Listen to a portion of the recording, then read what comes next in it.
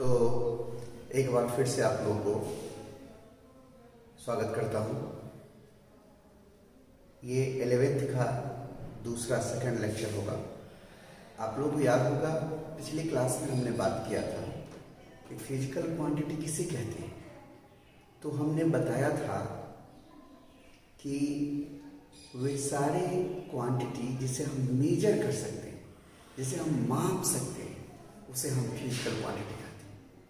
Physical quantity को हमने दो भागों में बांटा था, एक फंडामेंटल फिजिकल क्वांटिटी और दूसरा डिराइव्ड क्वांटिटी। आपको याद होगा। बस इससे आगे मैंने बात नहीं किया था। आज मैं बात करूँगा कि फंडामेंटल क्वांटिटी क्या होता है, डिराइव्ड क्वांटिटी क्या होता है। आइए शुरू करते हैं।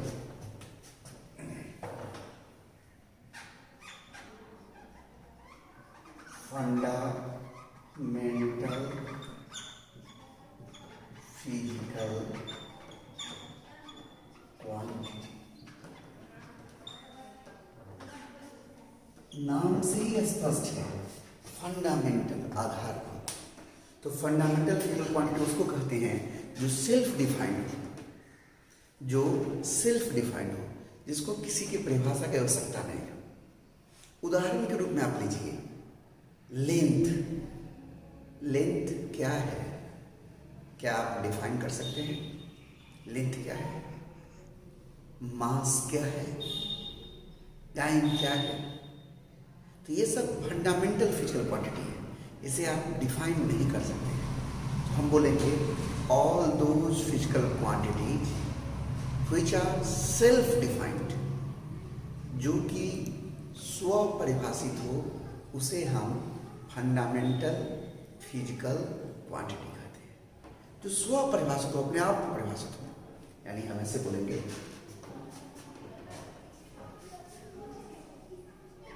all those physical quantities which are self-defined called fundamental physical quantity।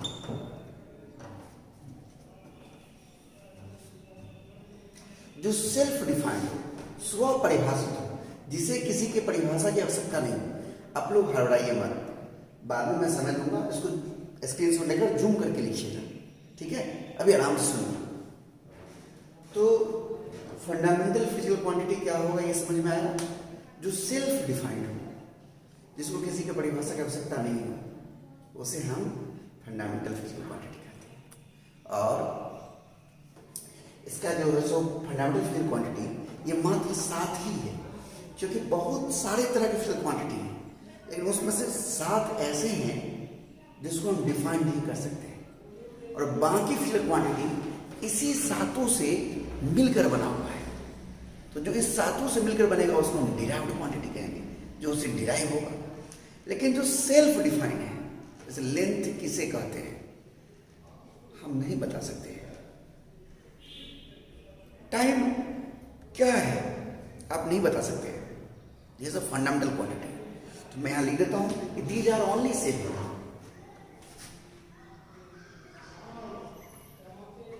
These are only self. कौन कौन है ये, इसका मैं नाम मैं लिख देता हूं। जैसे हमारा लेंथ है,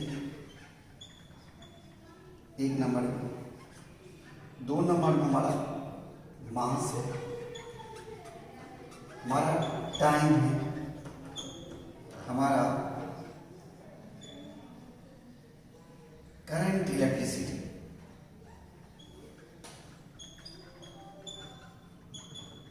जिसे आप विद्युत धारा कहते हैं, विद्युत धारा, करंट इलेक्ट्रिसिटी, हमारा थर्मोडायनेमिक टेम्परेचर,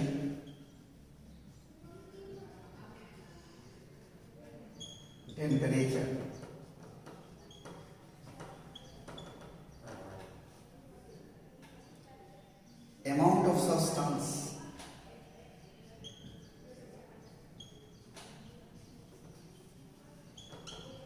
और लुमिनस इंटेंसिटी। लुमिनस इंटेंसिटी को हिंदी में कहते हैं ज्योति तीव्रता। ज्योति तीव्रता, तीव्रता। अमाउंट ऑफ सब्सटेंस को हिंदी में बोलते हैं पदार्थ की मात्रा, की मात्रा। और थर्मोडायनामिक टेम्परेचर को बोलते हैं उष्मीय ताप।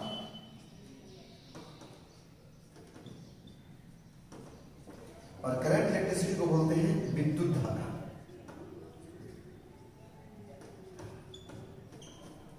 और बाकी लेंथ मतलब लंबाई, मास द्रव्यमान और टाइम समय आप जानते हैं।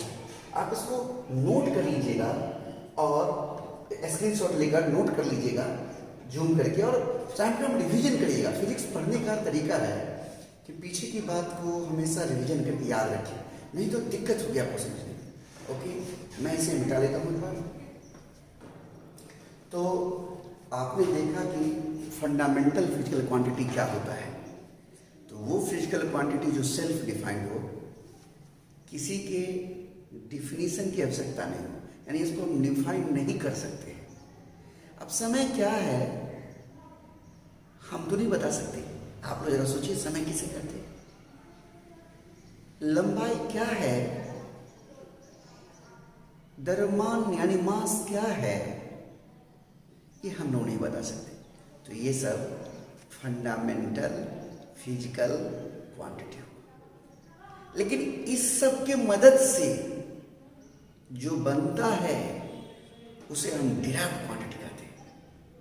जैसे speed, velocity, momentum, work, energy, power, torque, force, acceleration and so many things.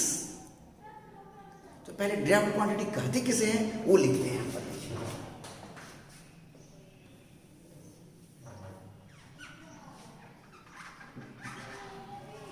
Derived quantity,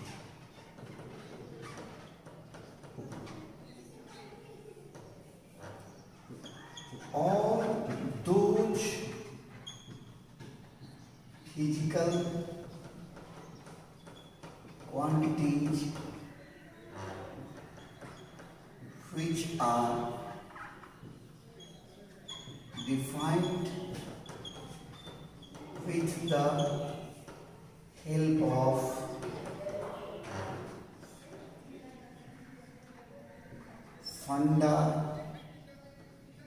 fundamental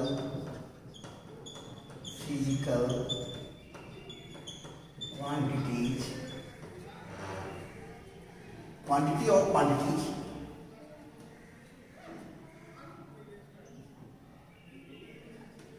एक या एक से अधिक fundamental physical quantities called derived quantity. आप सोच रहे हैं, देखिए मैंने क्या लिखा है, ऑल दोज फिजिकल क्वांटिटीज, वे सारे भौतिक राशियां which are defined, जो कि परिभाषित होता है with the help of fundamental physical quantity, जो फंडामेंटल फिजिकल क्वांटिटी के मदद से डिफाइन होता है। क्या कहा जाता है?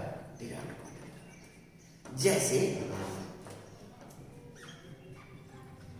स्पीड लेते हैं, आप पढ़े होंगे स्पीड को हिंदी में हम चाल कहते हैं। आप पढ़े होंगे स्पीड का 9th क्लास में। ये क्या होता है? डिस्टेंस बाय टाइम, दूरी बटा समय। अब गौर से देखिए, डिस्टेंस क्या है? लेंथ है। फंडामेंटल क्वांटिटी में जो लेंथ है वो डिस्टेंस है। फंडामेंटल क्वांटिटी लेंथ आ गया और ये टाइम, दोनों फंडामेंटल क्वांटिटी मिलकर बना क्या बना? स्पीड। दोनों फंडामेंटल क्वांटिटी मिलकर क्या बना?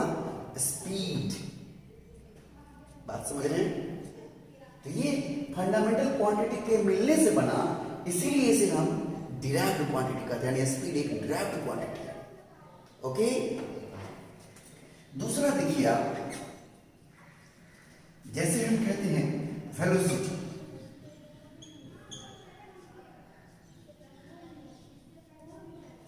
ये क्या होता है? Displacement divided by time. Displacement को हिंदी में कहते हैं विस्थापन,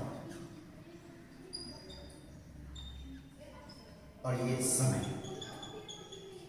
अब गौर से देखिए, डिस्प्लेसमेंट भी लेंथ ही है, फंडामेंटल क्वांटिटी लेंथ और टाइम, दोनों फंडामेंटल क्वांटिटी से हमारा ये वेलोसिटी बना है। इसलिए वेलोसिटी हमारा क्या हो गया? Derived quantity. बात समझ रहे हैं ना? अब देखिए, जैसे मोमेंटम, मोमेंटम मतलब जानते हैं आप? हिंदी में इसको बोलते हैं संवेग। ये क्या होता है? ये होता है मास इनटू वेलोसिटी।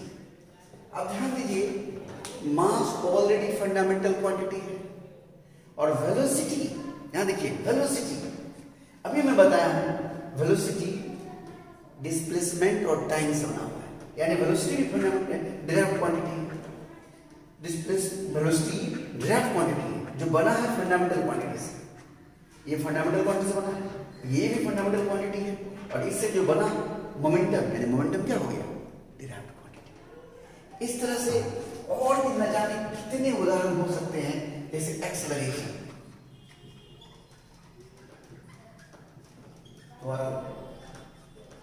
ये क्या होता है? Change in velocity divided by time interval. ध्यान दीजिए, वेलोसिटी में चेंज, ये तो वेलोसिटी ही होगा, यानी वेलोसिटी चेंज इन वेलोसिटी मतलब वेलोसिटी में वेलोसिटी को घटा रहे हैं, तो वेलोसिटी में वेलोसिटी को घटाएगा, क्या बचेगा? वेलोसिटी ही ना। तो velocity divided by time, time interval, समय का अंतराल, गैप, वो भी टाइम है। तो time fundamental quantity, velocity fundamental से मिलकर बना हुआ डायरेक्ट क्वांटिटी, और इस दोनों से बन गया एक्सेलरेशन, यानी क्या हो गया? Direct quantity. इस तरह से बहुत सारे उदाहरण हो सकते हैं। मैं भी हट जाता हूं, आप स्क्रीनशॉट लेके जूम करके नोट करेंगे। तो अभी तक आपने देखा, सीखा कि फंडामेंटल क्वांटिटी क्या है, डिराइव्ड क्वांटिटी क्या है। लेकिन आपने कभी गौर किया है, जब आप आलू खरीदने जाते हैं तो क्या बोलते हैं? 2 केजी आलू दीजिए, 2 केजी। ये 2 क्या है? एक नंबर है, और केजी क्या है? आलू को मापने का यूनिट है, क्योंकि आलू को हम वजन करके तौलते हैं, और वजन को मापने का यूनिट है केजी।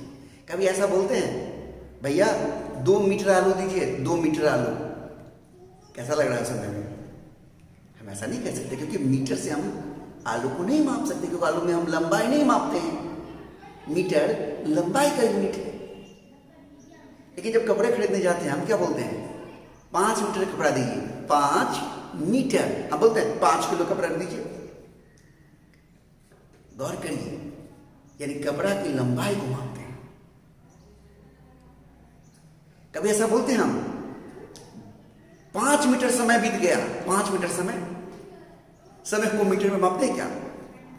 क्या बोलते हैं हम? 5 घंटा बीत गया, 5 मिनट बीत गया, 5 सेकंड बीत गया, 5 दिन बीत गया, 5 साल बीत गया। समझ रहे हैं? ये साल, घंटा, मिनट, महीना, सप्ताह, ये सब समय का यूनिट है। पकड़ रहे हैं बात? तो किसी भी फिजिकल क्वांटिटी को मापने के लिए उस फिजिकल क्वांटिटी को NU के फॉर्म में लिखते हैं। कैसे लिखते हैं? NU के फॉर्म में। ध्यान रखिए, ध्यान दीजिए। To measure a physical quantity, measure मतलब मापना, physical quantity, we express it in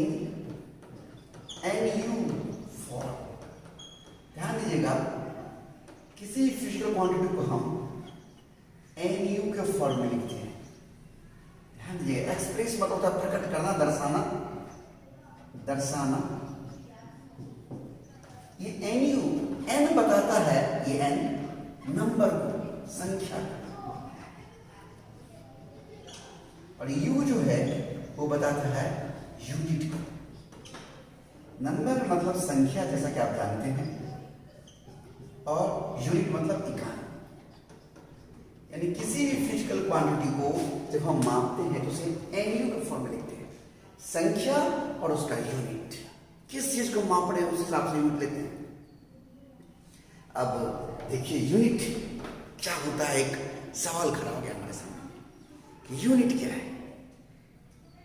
ये आप NU को समझे ठीक से। जैसे एक उदाहरण दिखा देता हूँ। देखिए, जैसे हम बोलते हैं length of a car is 5 metre. यहां पर ये N हो गया और ये जो मीटर है ये हमारा यूनिट, क्योंकि लेंथ को माप रहे हैं। लेंथ का यूनिट मीटर है, लेंथ का यूनिट मीटर है। पकड़ रहे हैं बात। जैसे हम बोलते हैं weight of a bag, bag का वजन इक्वल टू 20 kg। यहां देखिए 20 हमारा यूनिट, सॉरी नंबर है, और केजी हमारा यूनिट है। देख रहे हैं आप, नंबर N और ये यूनिट। वेट को केजी में मापेंगे। वैसे वेट बाहर होता है कि फोर्स का रूप होता है, जैसे न्यूटन ने मापा, लेकिन आम बोलचाल में यहाँ लोग बोलते हैं ऐसा, चलिए मास ऑफ ए बैग होना चाहिए, लेकिन ऐसे बोलते हैं। तो आप समझ पा रहे हैं इसको? आप इसका स्क्रीनशॉट ले लीजिए, फिर हम आगे बढ़ते हैं। ओके, तो अभी आपने देखा कि किसी भी फिजिकल क्वांटिटी को NU के फॉर्म में एक्सप्रेस करते हैं, जहां N नंबर था और U यूनिट था। अब यूनिट क्या होता है, ये एक सवाल हमारे सामने है। यूनिट क्या होता है, गौर करिए। जैसे हम कहते हैं length of a car is 5 metre. Metre एक खास लंबाई है, और उसे हम 5 बार माप लिए तो 5 मीटर हो गया। ध्यान दीजिएगा, मीटर से हम लंबाई मापते हैं, तो क्या मीटर एक गोल चीज होता है या एक लंबा चीज होता है? क्या आप कहेंगे? लंबा चीज होता है। मतलब लंबाई को मापने के लिए जिस मीटर का हम इस्तेमाल करें, जिसको मीटर कह रहे हैं, वो भी एक लंबा चीज है। यानी लंबाई को मापना है तो एक लंबा चीज लिया। वजन मापना है किसी चीज का, एक वजनदार चीज लेते हैं। 5 किलो आलू तोलना है तो 1-1 किलो से 5 बार तोल लीजिए, यानी वो किलो के पास वो वजन है। वजन को मापने के लिए वजन वाला चीज, लंबाई को मापने के लिए लंबाई वाला चीज, समझ रहे हैं? समय को मापने के लिए समय वाला चीज। 5 घंटा, घंटा एक आवर जो है हमारा, वो क्या है? समय का यूनिट है। यानी हम क्या कह सकते हैं? हम कह सकते हैं कि जिस फिजिकल क्वांटिटी को, भौतिक राशि को मापना है, उसी क्वांटिटी का एक छोटा हिस्सा, एक खास मान को हम स्टैंडर्ड वैल्यू कहते हैं। एक स्टैंडर्ड वैल्यू सिलेक्ट कर लेते हैं। वही स्टैंडर्ड वैल्यू उस फिजिकल क्वांटिटी का यूनिट कहलाता है। To measure a physical quantity we select a standard value of that quantity. This standard value is called unit of that real quantity. And unit क्या है?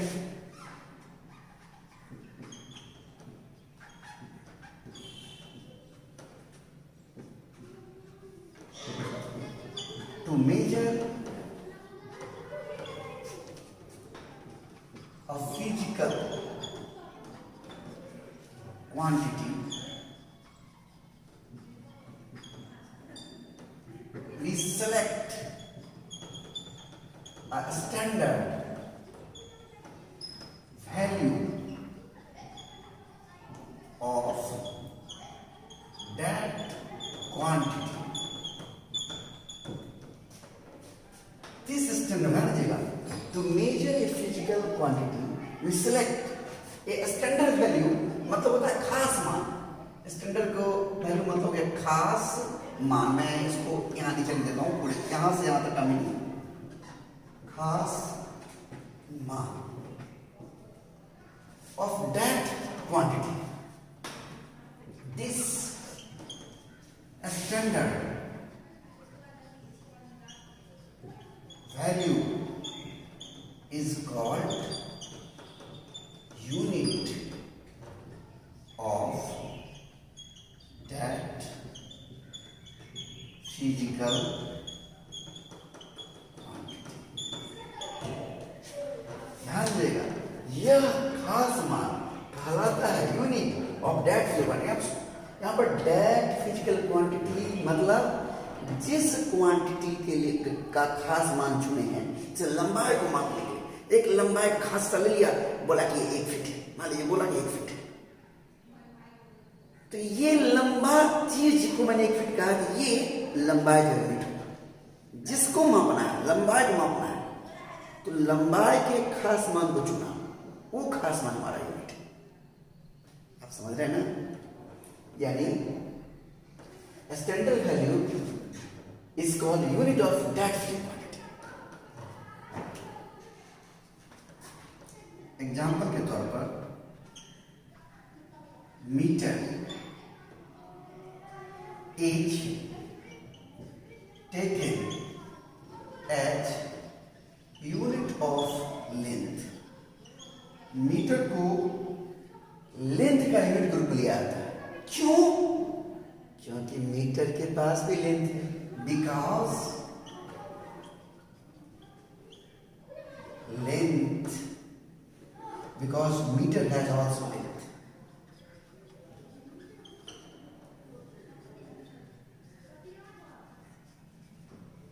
यानी जिसको मापना है, लंबाई को मापना है, लंबाई का एक छोटा सा हिस्सा चूज किया, खास मान स्टैंडर्ड वैल्यू खास मान चूज किया, वो हमारा यूनिट हो जाता है. समझ रहे हैं? अब यहां पर पहले से आप नोट कर लीजिए, एक बार स्क्रीनशॉट ले लीजिए, फिर हम आगे बढ़ते हैं. अब देखिए हम यूनिट पर आ गए हैं. जिस क्वांटिटी को मापना है उसी का एक खास मान चुने, उसे हम उस खास मान को हम यूनिट कहते हैं. अब गौर से देखिए क्या सवाल हमारे सामने खड़ा हो गया, क्या समस्या हमारे सामने खड़ी हो गई.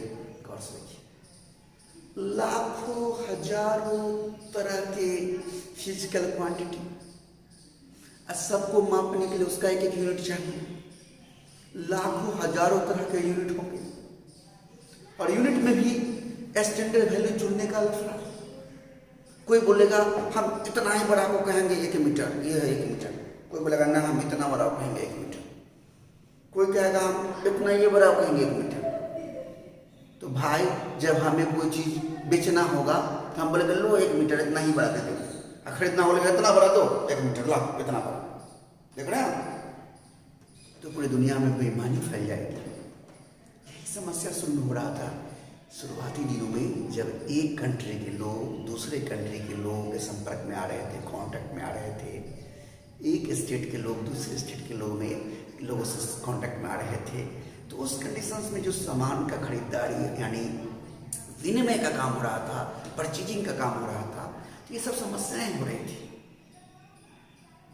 तो इस समस्या को दूर करने के लिए पूरी दुनिया के साइंटिस्ट लोग, बुद्धिजीवी लोगों ने एक मीटिंग ऑर्गेनाइज किया, इंटरनेशनल मीटिंग.